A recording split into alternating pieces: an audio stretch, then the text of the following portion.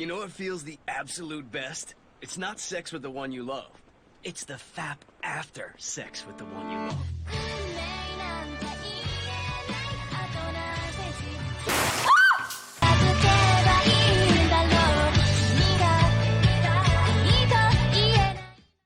Kazuya is a 20-year-old student who recently got dumped. He turns to an app called Diamond which allows him to rent a girlfriend. Enter Chizuru, who is now going out with Kazuya, but due to some hilarious circumstances, Kazuya's family and friends think they're actually dating. Now they need to keep up appearances, but how are they going to keep her line of work a secret? Right, let's get down to brass tacks. This whole show is contrived. The whole show is held together with the scenario that Kazuya and Chizuru need to keep this rental relationship a secret. But for almost half the anime, they keep talking about breaking it up and coming clean. But it keeps getting more and more complicated with various situations that keep this sham of a relationship going. The whole reason they are quote unquote together is due to Kazuya's grandmother who wants him to find someone. But lo and behold, Kazuya and Chizuru's grandparents are friends. And what? Chizuru and Kazuya are neighbours as well? What are the chances? No, seriously, what are the chances? I think it's somewhere in the 1 in the 6.9 million potential households in Tokyo alone. I think I should probably talk about some of the key players in this, for lack of a better word, show. Kazuya. This motherfucker is single-handedly one of the worst dudes I have ever seen on screen. This man is so pathetic. The reason why he's renting is due to his recent breakup with the girl Mami. Oh, don't worry, I'll get to her. You bet your bottom dollar I will. This man has no backbone at all. All he does is lie to his friends, family, and say how much of a loser he is. This dude gets a bunch of girls to like him, yet he cannot deal with his hormones. This dude is constantly horny all the time, fantasizing about these girls. But worse still, he somehow cuckolds himself. I mean, that's impressive. No way. Settle down. Now, to be fair, the lad is heartbroken and has lost a lot of confidence since being dumped. It's not easy breaking up with someone or being the dumpee. Being dumped was the catalyst for him to use this rental system, but this guy is just disgusting and sleazy. This dude rents out Chizuru for over a year. A year! Do you know how much money he spent on her? We see his bank book later on in the series. It's hinted at that he's spent over 700,000 yen on this girl. Just to put that into some sort of perspective, that is £5,000. I really started to dislike him early on. During his second date with Chizuru, he just berates her about her job, calling her a fraud, and overall just being a massive dickhead to this poor lass. And to top it off, there's an episode later on where he just stalks her.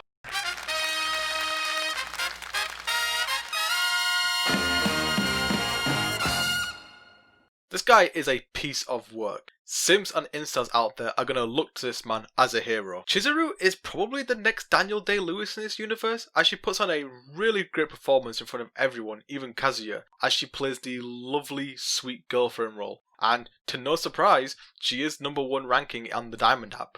But in private, we do see that she has a bit more bite to her.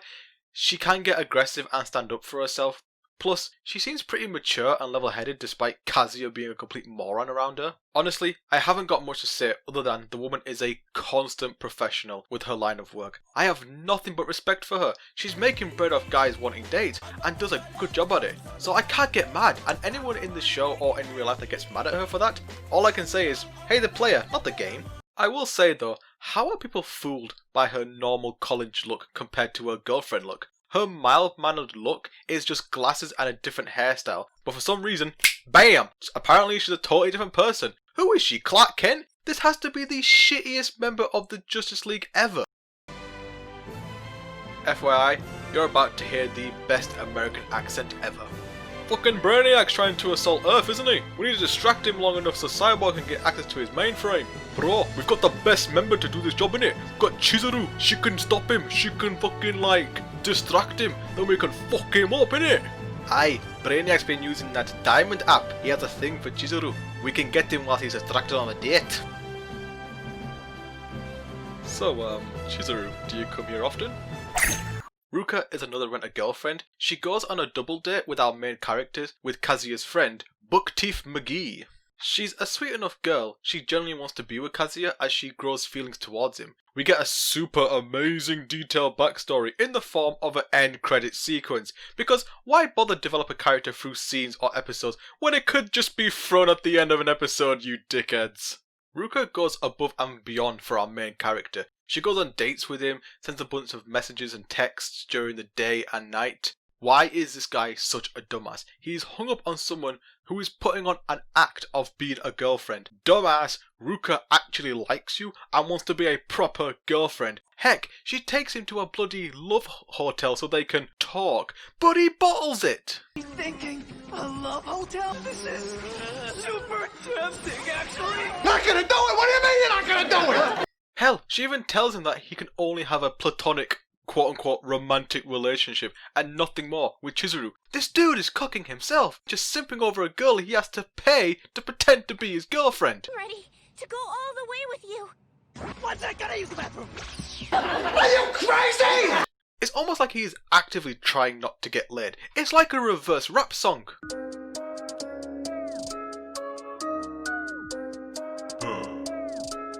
Yeah. All the rap noises. Yo, working ends meet just to get that dough.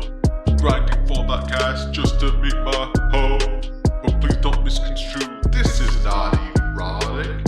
This is just purely platonic.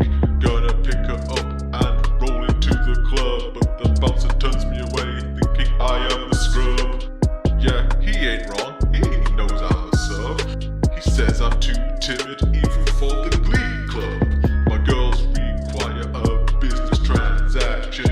Banging them would end in dissatisfaction. My only true lover is my right hand. It's the only way to make this dick expand. Huh, yeah, I'm sad. Oh, don't get me wrong, this girl is still a piece of work. She has no professionalism. This woman wasn't rent a girlfriend, but calls out Chizuru during and after their double date. But also, she threatens to out them to everyone. Like, come on, you must know that this is a dog move. You're interfering with the person on the job and consistently trying to compromise their weird client-girlfriend privileges. Stop getting in the way of this woman trying to make her money! Oh, and to top it off, she blackmails Kazuya into going out with her. Because that's how all great relationships start. By blackmail. Yeah, no. In the bin, mate. Now we get to the greatest anime villain of 2020. Mami. Mami is Kazuya's ex-girlfriend. They dated for a month before she dumped him because she said she liked someone else. Sorry, I fell in love with someone else. Let's break up. Okay, that's a little harsh. Sometimes people aren't compatible. I'm sure she's not a complete and total hollow. So obnoxious.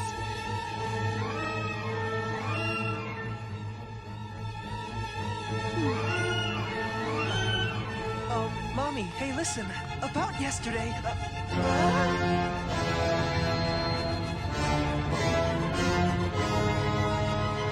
It was just...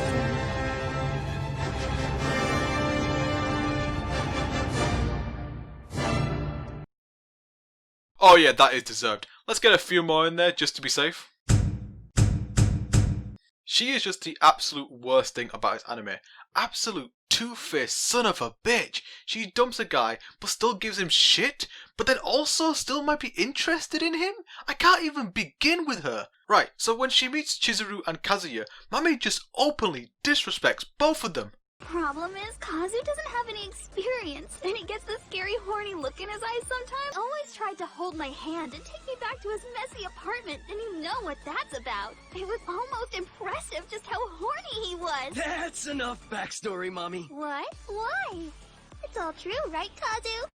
Kazuya, mate, are you not going to stand up for Chizuru, or at the very least for yourself? You should tell her off.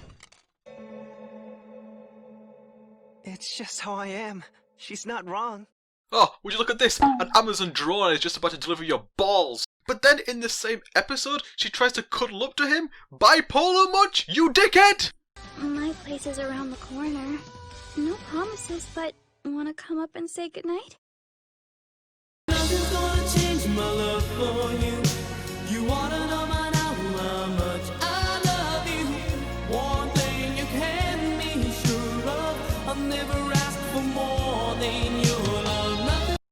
Mami, make up your mind. Do you want that incel dick or not? Because I have places to be. There are times that this anime wants us to think that Mami and Kazuya getting back together is a bad thing. Which, to be granted, yeah, it is because she's a horrible human being. But the way the kissing scene is arranged, it's supposed to be like a OMG moment, as Chizuru is talking about how she can trust Kazuya and that he would never cheat on her. That I really trust Kazuya. He's not a cheater. Wait, no. The anime wants us to make us think that this is some sort of betrayal moment. But no, this isn't a betrayal, this isn't some sort of cliffhanger moment. I don't care, your mum doesn't care, Chizuru wouldn't care, because she isn't your girlfriend. She's a rental. This is a nothing moment. There is no emotional connection with these three characters.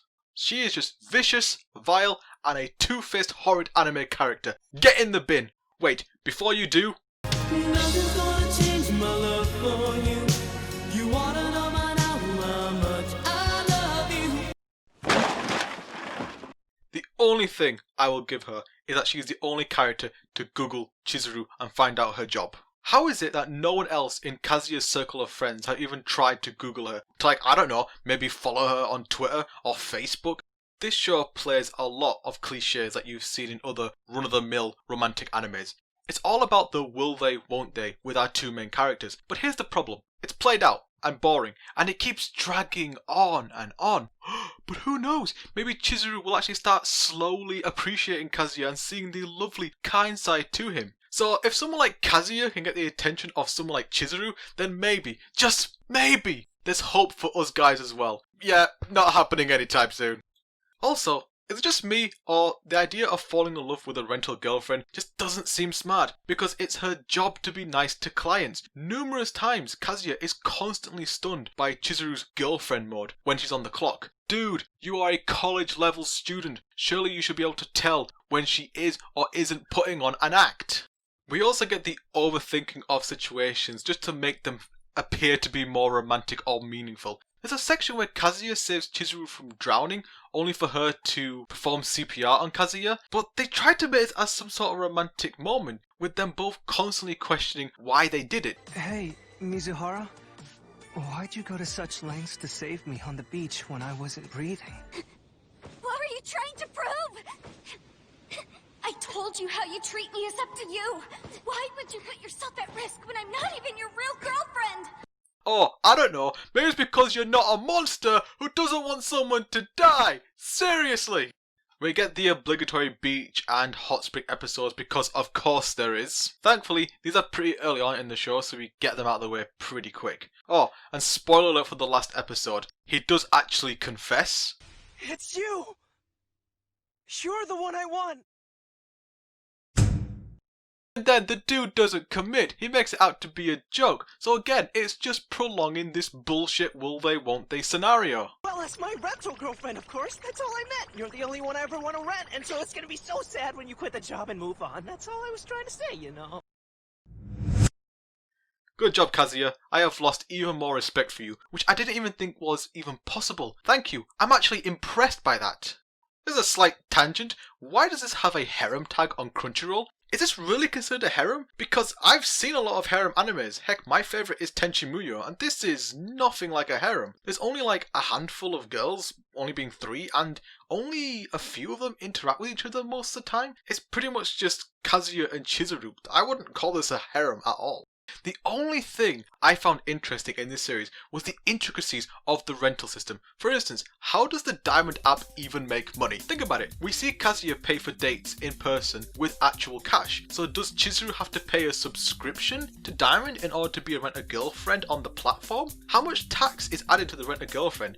We see bills that say plus tax. So what, are we talking 5%, 10%? Because if it counts as goods and services, then it averages around 10% in Japan. So there's also a policy where a rented girlfriend should give gifts to clients. Okay, so what's the budget on that, and what is and isn't covered by this gifting policy? Chizuru's hourly rate is 5,000 yen, which is approximately 30 or 40 quid. So is this the base rate for any rental, or is she able to set her own rates? Is this just an hourly rate that doesn't include travel or food costs? There's this thing called a choice fee, so I think depending on the ranking of a girlfriend, whether or not they're rookie or professional, you have to pay some sort sort of fee. Okay, I don't think that's fair. Also, city limit costs. Honestly, I don't know what this is. Are they charging you depending on what area of the city you live in? There was even a remark about random assignments. What is that? So you can just press a random button and get assigned a date with some girl on the platform?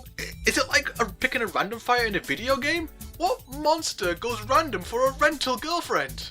Honestly, with all these hidden costs, you might as well just pay to have sex with someone. Like, the fuck, just fuck it. There's no point. There is no point. This is too much money. Like, I'm sorry, I've got things to do. I can't be going out for a fake date for like a whole day. Like, just boom, bam, doom. I'll be done in 5 minutes.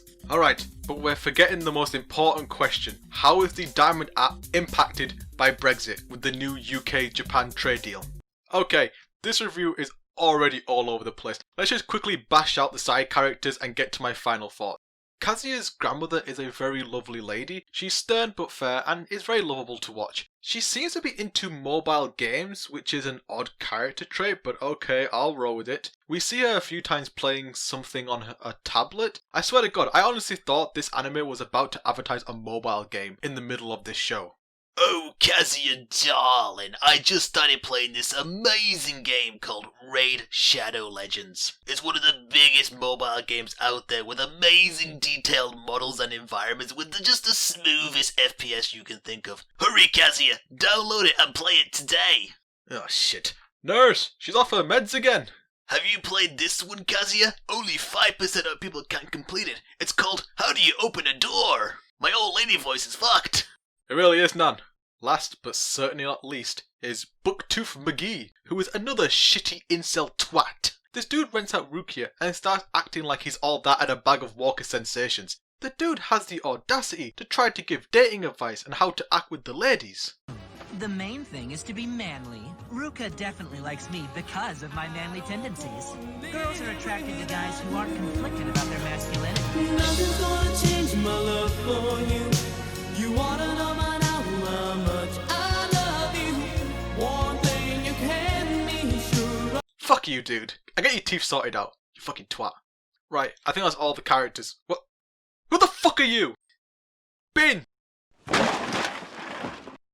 I'm so glad this is only like 12 or 13 episodes, I don't even know anymore. I don't know how to keep saying this, I know I'm beating a dead horse, but the repetitive nature of this show really got on my nerves. Oh, and the fan service, because what would a rom-com be without a bit of TNA? There's times where Kazuya is monologuing about the physical attributes of these girls. Hell, there's even a scene with him and Booktooth McGee where they're comparing attributes of Chizuru and Rukia. What the fuck? They're treating them like Yu-Gi-Oh cards! I'll trade you my Mami for your Rukia. No way, dude. Rukia's got the best thighs, and plus Mami has got nothing going for her. It's not even tastefully done, the context is just disgusting. Most of the times when the girls are sexualized, it's in Kazuya's degenerate mind and fantasies, with various images of him doing them, even though he had a chance and blew it. But that's not even the worst part. There is a scene, and I swear to God I am not making this up, where we see Kazuya beat it off to photos of his ex, and fantasizing about her. Whoa, this is gonna be a big one. We've all been there. This goes on for 1 minute and 49 seconds. Bad boy. Okay, I didn't know we need to do this, but fuck it, it's time for our AniviewReviews Lessons for Life. Number 1, never date anyone whose names sound like mum, mom, mummy, or mummy. It's weird. And number 2, and I'm pretty sure everyone knows this, but don't date anyone with your mum's name, because it's also weird. I didn't think we need to bring this up, but this series made me do it. People, I have seen numerous animes throughout my life. Although I did take a break for a while, but I have seen many things. I have seen the darkness, the degeneracy, the depravity. I stared into the bleak abyss of anime, and it stared right back into my soul. But this show made me feel wrong. I'm so glad it's over. There is no justice in this world.